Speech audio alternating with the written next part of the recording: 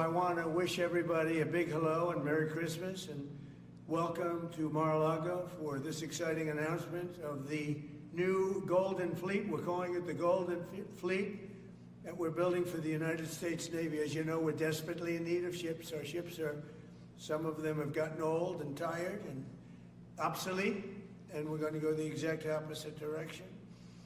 We're delighted to be joined by Secretary of War Pete Hegseth, who's doing a fantastic job, and Secretary of the Navy John Phelan. Marco Rubio is here, who gave a great few words toward the end of last week. He spoke for a couple of hours on what a good job we're doing, which is true. As Commander-in-Chief, it's my great honor to announce that I have approved a plan for the Navy to begin the construction of two brand new, very large, largest we've ever built, battleships. You know, you used to build the Iowa, the Missouri, the Wisconsin, the Alabama, many others. We had big battleships. These are bigger, but they will have 100 times they'll be 100 times the force, the power, and there's never been anything like these ships. These have been under design consideration for a long time, and it started with me in my first term, because I said, why aren't we doing battleships like we used to? And these are the best in the world. They'll be the fastest, the biggest, and by far 100 times more powerful than any battleship ever built. So if you look at the Iowa, the Missouri, Wisconsin, Alabama, and others, but they were similar in size, some a little bit bigger than the others, but if you take the biggest one, it's 100 times more powerful. They're longer by a little bit, but and they're bigger ships, but they hold much more. They use the word lethality. Battleships are the largest, sturdiest, and most heavily armed vessel built specifically for naval combat. While America has built many new warships over the years, they've tended to be smaller, much smaller, and not conducive to where we are and where we're going, and peace through strength. But including, we've been building aircraft carriers. We're going to be upping that also. We're going to be going to a superior aircraft. We have the Ford class. We're going to be upping that to a different class of aircraft carrier. And we haven't built a battleship since 1994. These cutting-edge vessels will be some of the most lethal surface warfare ships.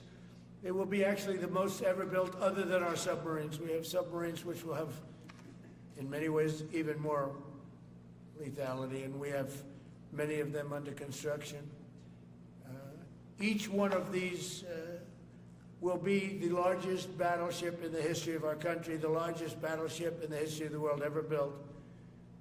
And again, it's 100 times more powerful than the previous Iowa class, it's called. Those are the big ones that you'd see on a show. Victory at Sea. I don't know if anyone's seen Victory at Sea, but it was a classic.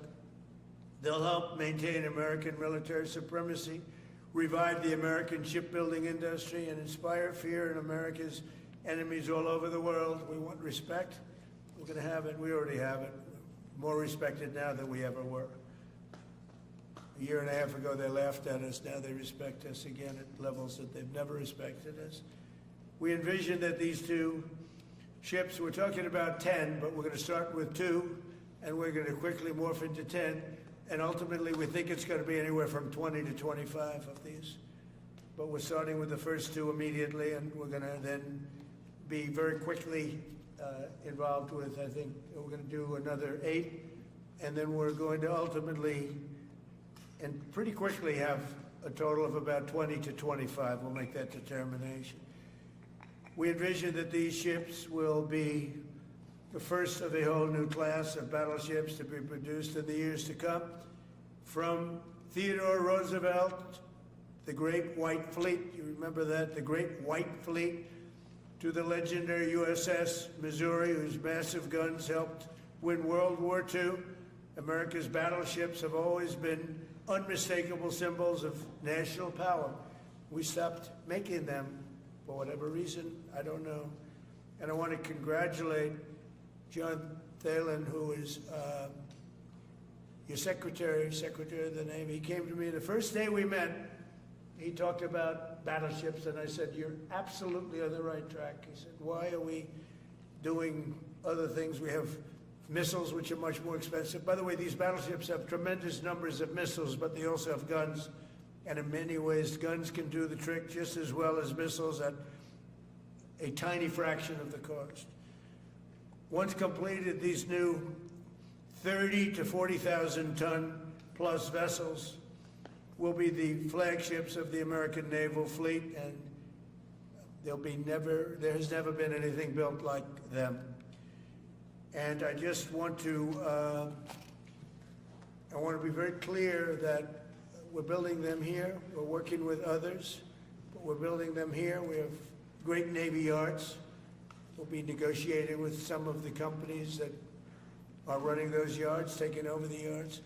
We used to build a ship a day during World War II. Now we don't do ships very much anymore. We do military ships, we do submarines. By the way, we're 15 to 20 years advanced in our submarines over anybody else. That was one of the things that I did in my first term. We make the best submarines by far in the world. We're at least 15 years advanced ahead of anybody else in submarine development. Most powerful, that's right, the most powerful weapon anywhere in the world, undetectable. So the battleships are going to be armed just in terms of guns and missiles at the highest level. They'll also have hypersonic weapons, many hypersonic weapons, state-of-the-art electric rail guns, and even the high-powered lasers that you've been starting to read about. We have lasers where you aim the laser at a target and it just wipes it out. We're going to have, they'll be the most sophisticated lasers in the world, and the most sophisticated laser in the world will be on the battleships that we're building. They'll also carry the nuclear-armed, sea-launched cruise missiles currently under development, which will be instituted pretty quickly, but they're under development and they've proven to be extremely lethal. The U.S. Navy will lead the design of these ships along with me, because I'm a very aesthetic person, alongside our partners in American industry, and we're going to have Pete Hegseth and Marco and a lot of very talented people involved, but a lot of it's already been done. We've been doing this for months. The construction will create thousands of American jobs. We're going to have the jobs be created. I mean, already we have factories being built unrelated to this, although AI will be a big factor when it comes to these ships. They'll be very AI controlled.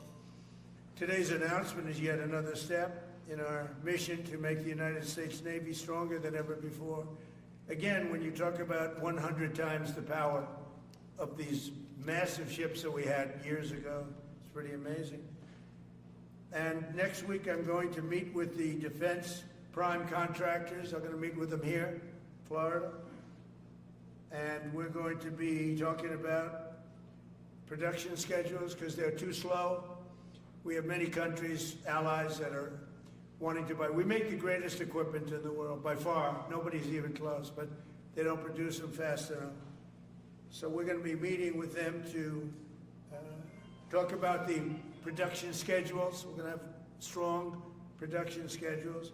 And the only way they're going to be able to do that is to build new plants. Even with the F-35, we have many people who want the F-35 fighter jet, and it takes too long to deliver them to allies or to ourselves.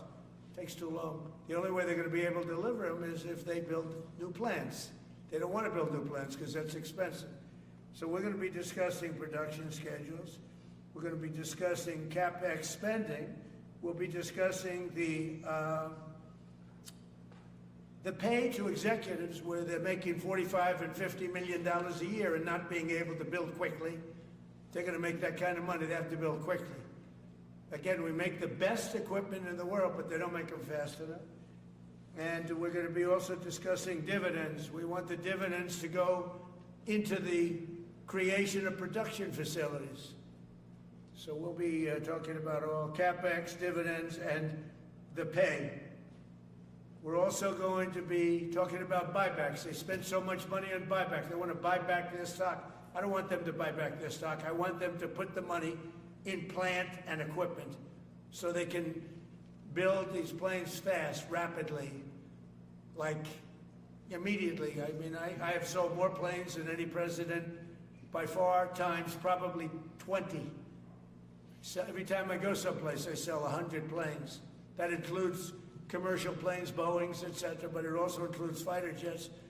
And I'm always having to say 5 years, 6 years, 7 years, helicopters, Apache helicopters, many years. India bought them. They want to get them. They don't want to wait a long time. So we don't want to have executives making $50 million a year, issuing big dividends to everybody, and also doing buybacks.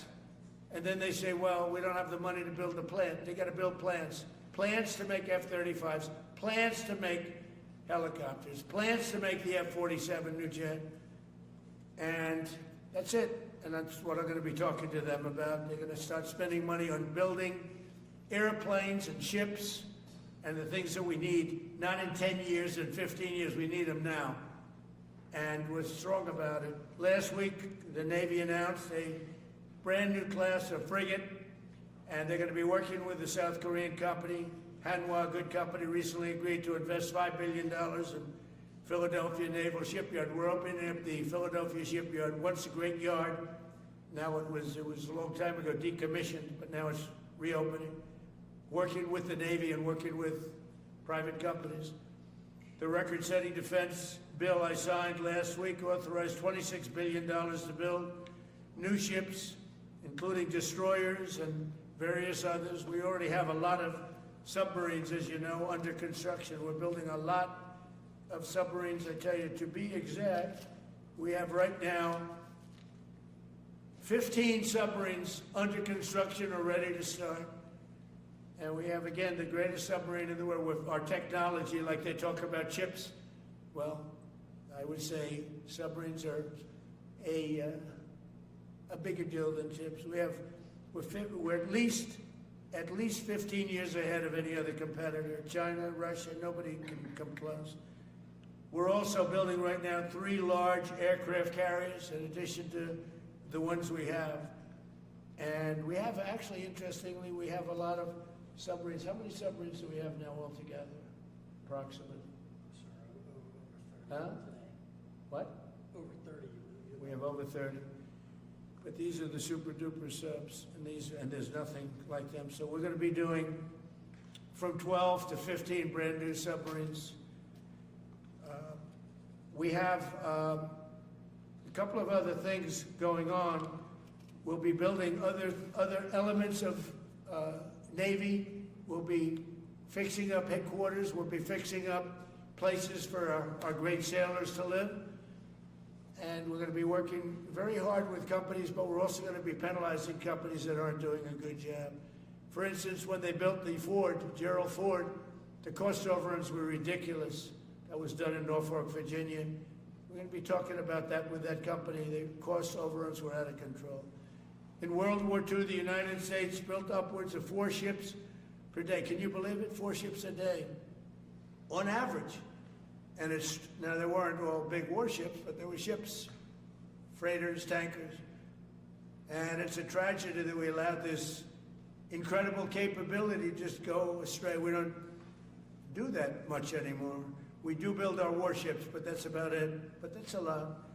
We're going to restore America as a major shipbuilding power. We're going to ensure the USA is the most powerful fleet anywhere in the world, and long into the future, with battleships helping lead the way, and the submarines, and again, nobody competes with us on submarines. So I just want to thank everybody, and I'd like to ask Secretary Hegseth to say a few words, followed by the Secretary, but if you would, Secretary of the Navy. But Pete's doing a fantastic job. By the way, we have, drugs are down 96.2% coming into the United States. 92.6 by sea. And soon we'll be starting the same program on land. The land is much easier. But every one of those boats that we knocked out saved 25,000 lives. So we saved 25,000 lives every time we knock out one of those boats with the drugs pouring in. And you just have to see it. It means people say, oh, gee, do you think Do you think it was really drugs? Well, just take a look. Bags all over the place. That's not fishing equipment. There's no fishing rods on those boats. They move fast. When you see a boat with 4 engines or 5 engines on, going 40, 50 miles an hour, well, they get hit. We save 25,000 lives every single time we knock out a boat, and it's over 96% stopped by sea. We're trying to figure out who the other 4% are, frankly. And we're going to have the same success, but even quicker, because it's much easier on land. If they want to come by land, they're going to end up having a big problem. They're going to get blown to pieces, because we don't want our people poisoned. 300,000 people died, probably last year 300,000. A lot of people say it was 200. Somebody said last night, it was only 175,000 people. That's like 3 stadiums, big football stadiums filled up with people died. But I think the real number is 300,000. We're not going to have that anymore. So we're doing a great job, and we enjoy doing it. Our border is secure. Our country is strong. Trillions of dollars is coming into our country from other countries and companies. They're building factories and plants, including auto plants, all over the United States of America. Without tariffs, they wouldn't be doing anything, although they were very happy with the November 5th election. But it's only because they want to avoid paying tariffs that they're all coming in. And again, the biggest number was $3 trillion in history. That was China many years ago. Now it's $18 trillion, and that's just in 10 months. We think we could hit $20 trillion. That's investment in the United States, including plant and equipment. So thank you very much, and I'll ask Pete to say a few words, and then John. If you have any questions, we'll take them. Thank you. Thank you, Mr. President. Well, Mr. President, you're exactly right. There are no fishing poles, no fishermen, and no fishing boats. Just drug dealers and narco-terrorists. And with every strike, we're saving American lives. No other president was willing to do real deterrence. That's exactly what's happening. It's an honor to be here, Mr. President, Mr. Secretary, Secretary Rubio, to talk about what peace through strength really looks like. You can talk about it, or you can invest in it, and you can build it. And that's exactly what President Trump is doing. At the Department of War, we're restoring the warrior ethos. In fact, the President mentioned the NDAA. We put into law merit-based. We put into law getting rid of DEI and political correctness. That's now part of how our military operates. And you've seen it in record recruiting in the spirit of the Department of War. We're rebuilding the military. President Trump did it once. He's doing again with historic investments today in shipbuilding. And we're reestablishing deterrence, whether that's at the border, whether it's through Golden Dome, what happened with Midnight Hammer and what Iran found out, those drug boats, and of course the Houthis opening up the shipping lanes. American strength is back on the world stage. And the announcement of the Golden Fleet, anchored by new battleships, the biggest and most lethal ever, accomplishes all 3 of those things and marks a generational commitment to American sea power. Across the entire department, we are developing new operational concepts, deploying cutting-edge technologies, and making major investments, including in our Navy. This is happening in all domains, including space, as the President has talked about before anyone else. So it's the highest of domains and the lowest of domains under sea, and especially today in sea power, that always has to be decisive, has been in the history of America, and will continue to be under the leadership of President Trump. We will make sure that anything that flows from our country and with our allies flows freely and uncontested. New and better ships will provide that deterrent today and for generations to come. This new class, these new investments, will be the types of things that for decades, for centuries, the American people will look back and thank President Trump for having the vision and the willingness to invest right now in capabilities we need today, tomorrow, and long into the future. So, Mr. President, thank you for this investment, and I'll hand it over now to the Navy Secretary.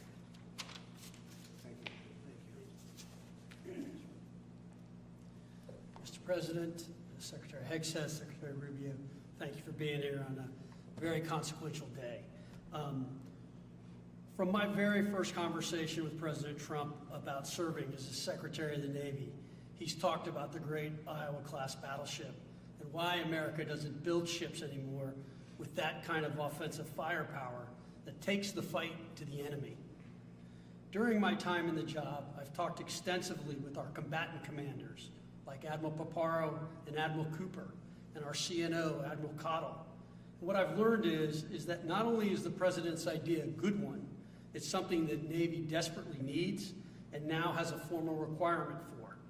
The future Trump-class battleship, the USS Defiant, will be the largest, deadliest, and most versatile and best-looking warship anywhere on the world's oceans. I want to thank the President for his vision to make this game-changing capability for the United States Navy. The Iowa was designed to go on the attack with the biggest guns, and that's exactly what will define the Trump-class battleships. Offensive firepower from the biggest guns of our era. This ship isn't just to swat the arrows. It is going to reach out and kill the archers. And for the first time in generations, we'll have a new leg in America's nuclear deterrence, because the Trump-class battleship will carry the nuclear-armed, sea-launched cruise missile. Striking dominance isn't all that the Trump-class battleship brings to the fight at sea. It has the size and capacity to serve as a flagship for our fleet commanders so that they can command and control naval forces far out to sea. As shown in the series, and the President mentioned it, Victory at Sea, Admirals Bull Halsey and Raymond Spruance commanded the war in the Pacific from their battleship flagships during World War II. Now this new battleship will command everything from warships to drones and everything in between. We're going to make battle groups great again. And this is just one piece of the President's golden fleet that we're going to build with the investments he talked about. A new frigate, the right frigate, the one our warfighters have told us they need. More amphibious power for our Marines with new capabilities like the medium landing ship. As part of the Navy's high-low mix, we're moving out aggressively on unmanned vessels with funding from the President's One Big Beautiful Bill to bring options to the fight and pull new, non-traditional defense partners into the American shipbuilding ecosystem. And we're making a generational investment in support ships. Logistics wins wars, and that kind of shipbuilding is the spark that will ignite the industrial base and help power the commercial shipbuilding that the President has called for. Under your leadership, Mr. President, we will have more tonnage and firepower under construction than ever before in our history. Building the President's Golden Fleet means jobs across the United States, now. There'll be work for shipyards everywhere, from Philadelphia to San Diego, from Maine to Mississippi, from the Great Lakes to the Gulf Coast. And for manufacturers that will build components for this battleship in every state. The President has been clear. We must bring back our American maritime industrial might. And he has told me many times that as Secretary of the Navy, it is my job to equip our sailors to win the fight at sea with the finest ships in our history. To conclude, the USS Defiant battleship will inspire awe and reverence for the American flag whenever it pulls into a foreign port. It will be a source of pride for every American when it brings home our brave sailors who will sail defiant, raise their fists, and say, "We are peace through strength." And our adversaries will know when the Trump-class USS Defiant appears on the horizon, American victory at sea is inevitable. Thank you, Mr. President. Now when a conflict arises, you are going to ask not one, but two questions. Where are the carriers and where are the battleships? Thank you. Thank you very much. I just want to mention that John Phelan is one of the most successful businessmen in the country, in our country. Been a tremendous success, and he wanted to do this, and for nothing. He's taken probably the largest salary cut in history, but he wanted to do it. He wants to rebuild our Navy, and you needed that kind of a brain to do it properly. So I just wanted to give you a little information on him, which is probably enough. But one of the most successful men in the country, and he's that because he understands it, and he understands finance in addition to what we're talking about. Somebody who's doing a fantastic job is Marco Rubio, Secretary of State. And Marco, maybe say a few words, and then we'll answer some questions. Thank you. Thank you, Mr. President. And I don't have much to add. This is a phenomenal presentation. Thank you, Mr. President. This is American industrial power returning. This is the ability, once again, to rebuild to have industry in the United States. This is generational in the change, not just in terms of applying American war power, increasing our ability to protect the seas. The U.S. Navy is the single biggest source of peace in the world of all of our forces because it gives us a global footprint. But it rebuilds American industrial capacity. The ability to make things again in our country has been critical to what the President's agenda has been all about, and this is a tangible reminder of it. And I know the country's grateful for it, and generations of Americans will be grateful for it. So thank you. Thank you, Mark. By the way, I think I'd just like to point out that these ships are made of steel as opposed to aluminum. It's a big difference, as you know. Battleships, the great battleships, had 6- and 7-inch steel hulls, and these are going to be likewise made out of very powerful steel. Our steel industry is coming back very strongly, by the way.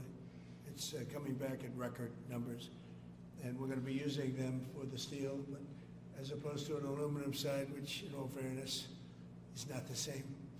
So, John, we're going with all steel, I understand.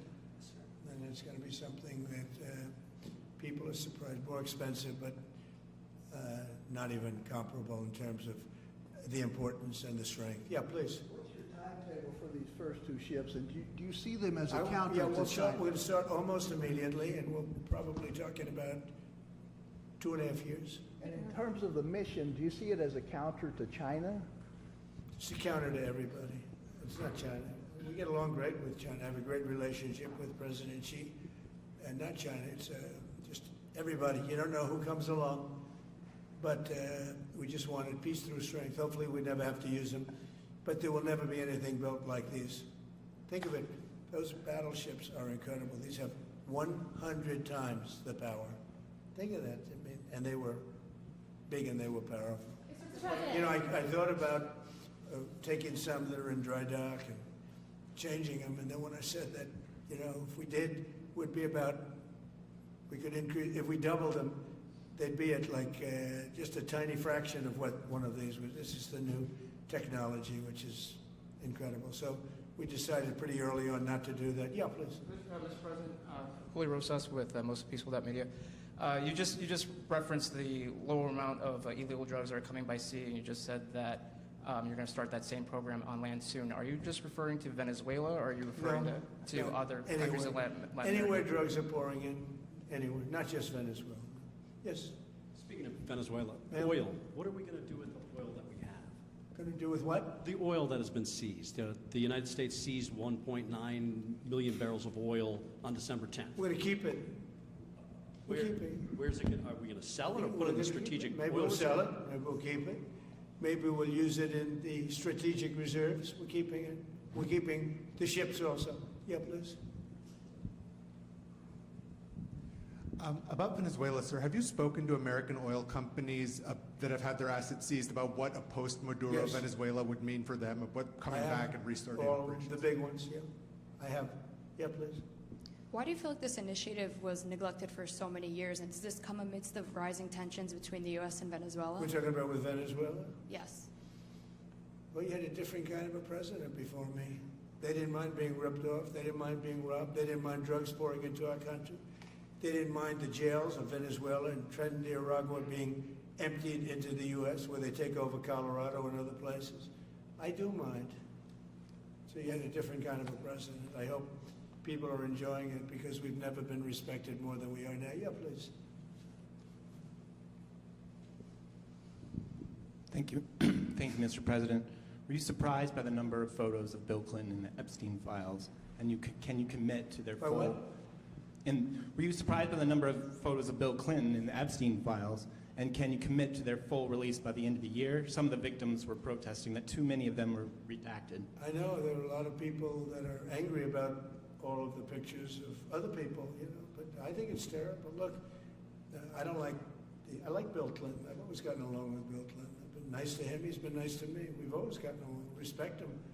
I hate to see photos come out of him, but this is what the Democrats, mostly Democrats, and a couple of bad Republicans are asking for. So they give me their photos of me too. Everybody was friendly with this guy, either friendly or not friendly, but they, you know, he was around. He was all over Palm Beach and other places. The head of Harvard was his best friend, Larry Summers, and Bill Clinton was a friend of his. But everybody was. I actually threw him out of Mar-a-Lago, and as a You know, as a person that was in Mar-a-Lago, I threw him out. Mar-a-Lago, this is Mar-a-Lago. It's the hottest place I think it's the hottest place in the world, but it's the hottest place in Florida. And everybody would come here, he'd come here. We actually threw him out. But no, I don't like the pictures of Bill Clinton being shown. I don't like the pictures of other people being shown. I think it's a terrible thing. I think Bill Clinton's a big boy, he can handle it, but you probably have pictures being exposed of other people that innocently met Jeffrey Epstein years ago, many years ago, and they're, you know, highly respected bankers and lawyers and others, and they'll end up, because of guys like Massie, who's a real lowlife, whose polls are down to about 9%, by the way, in the great state of Kentucky. If you look at Kentucky, Kentucky is such a great place, but I don't know, they've got a couple of people on there that are very strange in terms of leadership, but Massie's a loser, and he likes it, and then he works with the Democrats. He's just being used by the Democrats, because what this whole thing is with Epstein is a way of trying to deflect from the tremendous success that the Republican Party has.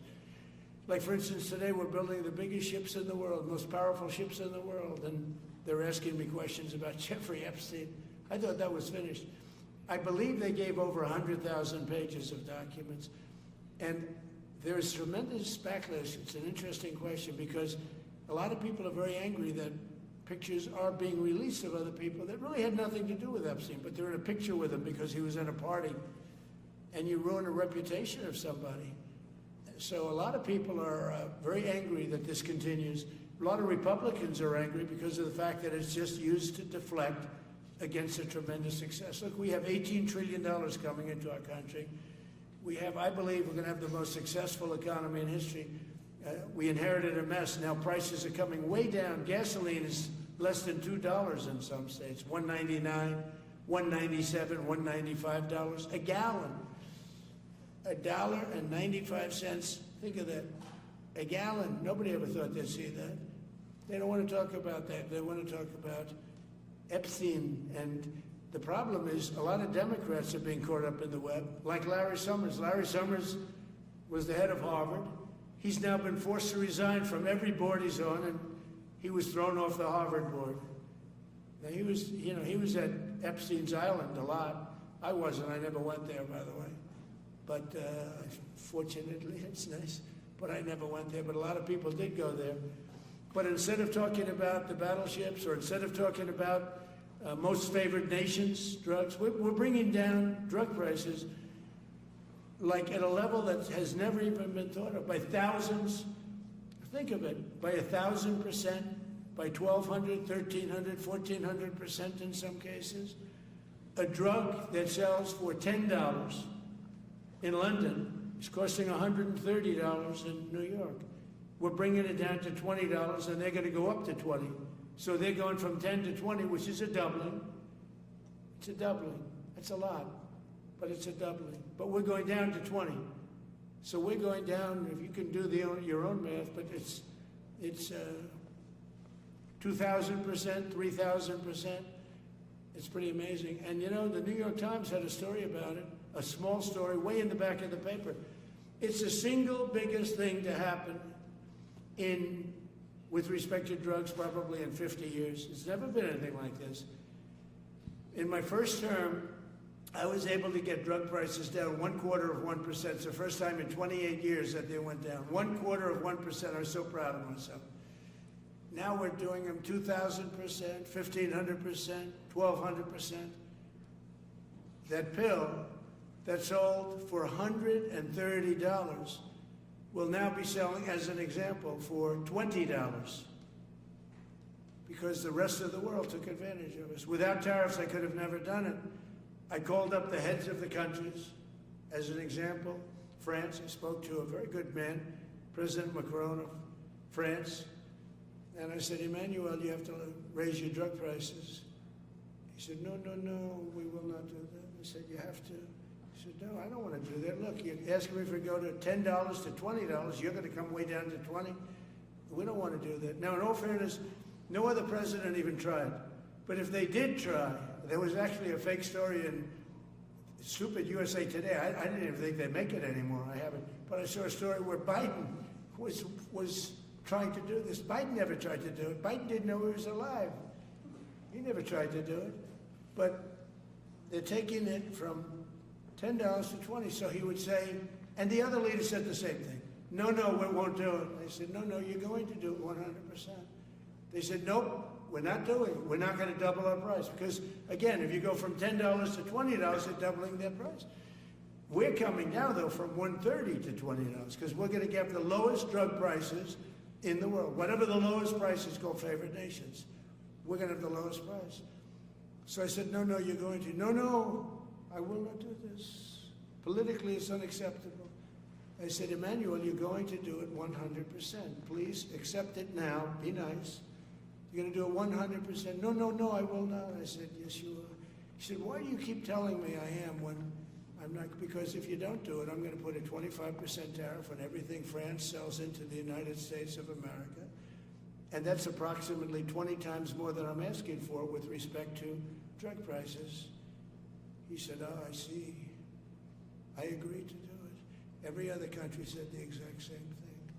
They all said, no, I will not do it. I said, all right, on Monday morning you'll have the 25% tariff, everything you sell. In the case of France, it was wine, champagne, cars, everything they sell. It's 25 to 30 times the price of what we're talking at 25%.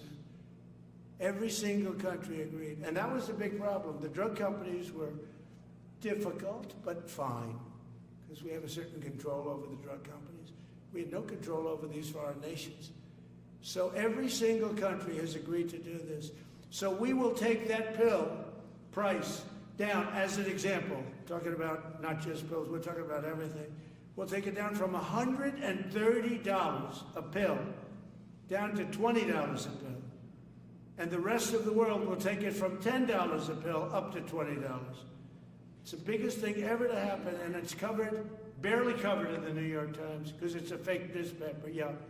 President, on shipbuilding, how does the administration plan to ensure that there's sufficient workforce availability as you're producing these ships? Could you speak up? How does the administration plan to ensure there is sufficient workforce availability as you're producing these ships? We're going to have we're going to have tremendous workforce availability.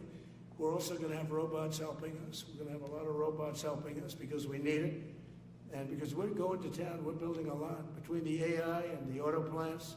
So we're going to need robots. We're going to have robots, but that's going to help us. We're going to have a tremendous workforce. And in order to operate you're always going to need people. You know, you can have robots, but you're going to have to get somebody to start those robots, and you're going to have to improve the robots. But we're going to have robotic factories plus manpower. So we're going to have enough. We're going to need the help of robots and other forms of, I guess you could say, employment. We're going to be employing a lot of artificial things, but the beauty is we're going to have more jobs than we've ever had. Just so you know, a number came out the other day. We have more jobs right now in the United States. More people are working right now in the United States than at any time in the history of our country. Think of that. Pretty amazing. So we'll have the help of, mechanical help, if you want to call it that, but we'll have tremendous employment. They'll be paid a lot of money. They'll do better than they ever did. Okay? Mr. President, some may have been expecting a different kind of announcement today, hearing your Secretary of War and Secretary of State here. You mentioned strikes on land in Venezuela more than 15 times, even now, just in your recent remarks. Why should Maduro take your threats seriously? And he can do whatever he wants. What's your end game? Maduro? What's your end game? There's no answer. He can do whatever he wants. I mean, we have a massive armada formed, the biggest we've ever had, and by far the biggest we've ever had in South America. He can do whatever he wants. It's all right. Whatever he wants to do. If he wants to do something, if he plays tough, it'll be the last time he's ever able to play tough. But they sent their prisoners into us. They sent people from jails, prisons. They sent people from mental institutions and insane asylums into the United States. Just walked right in because Biden had an open border policy. What the Biden administration did to our country can never be forgotten. They took in millions and millions, 25 million people over the course of 4 years. Many of those people were murderers and drug dealers. prisoners, rough prisoners, 11,888 murders. More than half of them killed more than one person. They came into our country. Now, I spoke to Christine Noem today. I spoke to Tom Holman today. He came down to see me. And we had a great meeting. They've done an amazing job. We're getting them out. We're getting them out very fast. But this should have never happened. But Venezuela was one of the... Venezuela took advantage of the open borders that Biden created more than any other country. Tren de Aragua, we had gangs all over. Look, I mean, you have a very weak governor in Colorado. Look what happened in Colorado, where they would occupy apartment houses. And he didn't want to do anything about it because he was scared. Any other questions? Yeah, go ahead, please. So in response to the United States taking sanctioned oil from Venezuela, Colombian President Gustavo Petro criticized the United States by saying, well, the Southwest is stolen, that it should be returned to Latin America. I just wanted to know what your response to that is. Well, he has to watch because, you know, he's got drug factories. They make cocaine in Colombia. And he's no friend of the United States. He's very bad guy. And he's got to watch his ass because he makes cocaine and they send it into the United States of America from Colombia. We love the Colombian people. I love the Colombian people. They're great people, energetic, smart, great. But their new leader is a troublemaker. And he better watch it. He better close up those cocaine factories. They have at least 3 major cocaine factories. We know where they are. He better close them up fast, yeah. By the way, it's made and sold into the United States. Comes through Mexico. Thank you, sir. You've named Governor Landry to be new special envoy to Greenland. Yeah. How do you, what do you see that role entailing, and is it still your intention that Well, he Greenland called become me, part of and the you know, U.S.? he viewed Louisiana, the Louisiana Purchase. He said, I'm governor of Louisiana. And he said, I would love, I didn't call him, he called me. He's very proactive. He's a great guy. He's a deal guy. He's a deal maker type guy. And we need it for national protection. We need Greenland for national protection. They have a very small population. And I don't know, they say Denmark, but Denmark has spent no money. They have no military protection. They say that Denmark was there 300 years ago or something with a boat. Well, we were there with boats too, I'm sure. So we'll have to work it all out. But he felt very strongly, we need it for we need Greenland for national security. Not for minerals. We have so many sites for minerals and oil and everything. We have more oil than any other country in the world. We need Greenland for national security. And if you take a look at Greenland, you look up and down the coast, you have Russian and Chinese ships all over the place. We need it for national security. We have to have it. And he wanted to lead the charge. So we're making him, Marco, today, a special envoy to Greenland. Greenland's a big deal. Yeah. Can you give an update on the talks that took place this past weekend, and could a trilateral discussion of sort be the next step for Ukrainian, U.S., and Russian delegation? So the talks on Ukraine, Russia are going along. They lost, as you know, 27,000 soldiers last month, mostly soldiers, some people in Kiev, etc., but mostly soldiers. And the talks are going along. And I say that, you know, there's tremendous hatred between these two leaders, between President Putin, President Zelensky, tremendous hatred, and I hope we can get it done. We are talking, talks are going okay, but, you know, I've solved 8 wars, and Thailand is starting to shape up. You know, they started with Cambodia, they started up again, but I think, Marco, we have that in pretty good shape to have that stopped. So we stopped 8 wars, and I thought this would be in the middle of the pack, but maybe easy, but in the middle of the pack. But there's a lot of hatred between those two people, and when there's hatred, there's, you know. But we stopped one war 38 years, one war 35 years, one war was going on for 32 years. And we stopped, think of it, we stopped a potential nuclear war between Pakistan and India. And the head of Pakistan, highly respected general, he's a field marshal, and also the Prime Minister of Pakistan said, President Trump saved 10 million lives, maybe more, by getting that war. You know, 8 planes were shot down. That war was starting to rage. And he actually said the other day that President Trump saved 10 million lives, maybe more. So we solved all these wars. The only one I haven't solved yet is Russia, Ukraine. Are you still pushing for the Christmas Day deadline with Russia and Ukraine? And have you spoken with Putin or Zelensky or plan to push the deal? I'll do whatever I have to do. I mean, I'd like to see it stop. Look, we don't lose any money in that war anymore. You know, Biden gave $350 billion, and who knows what happened to it. We now sell missiles, planes, all of the best military equipment. We sell it to NATO. We got NATO to go from 2% GDP to 5%. Nobody believed that to this day. Nobody's going to write that, but nobody believed it. And they take that money and they pay it to the United States for weapons. So we sell weapons to NATO. We sell full price. We sell weapons to NATO, and NATO takes those weapons and probably distributes them, but gives a lot of them to Ukraine. So we don't lose any money like we did with Biden. He was spending money like a fool. He was a fool. What he did to our country is so horrible. But he gave $350 billion between cash, gave a lot of cash, $350 between cash and weapons. You remember at the beginning of that whole thing, I gave them javelins. Javelins are the anti-tank busters. And President Obama at the time gave them sheets. I gave them javelins. They gave them sheets. But you know, the bottom line is time for, I think they're all tired of that war. Everyone's tired of that war. It's got to stop. Yeah, please. The U.S. was in active pursuit of a sanctioned oil tanker yesterday. Are you able to share what became of that tanker? Was the U.S. able to seize No, it? it's moving along, and we'll end up getting it. Yeah, we're actually pursuing it. Can you imagine? Because it came from the wrong location. It came out of Venezuela, and it was sanctioned. Yeah, please. Ultimate goal in Venezuela to force Maduro from power. Well, I think it probably would. I can't tell that. That's up to him what he wants to do. I think it would be smart for him to do that. But again, we're going to find out. Look, Venezuela did terrible things to the United States. They sent hundreds of thousands of people, millions of people, into our open border. They sent their criminals, they sent their prisoners, they sent their drug dealers, they sent their mentally insane and incompetent people into our country more than any other country. Others did too. The Congo did.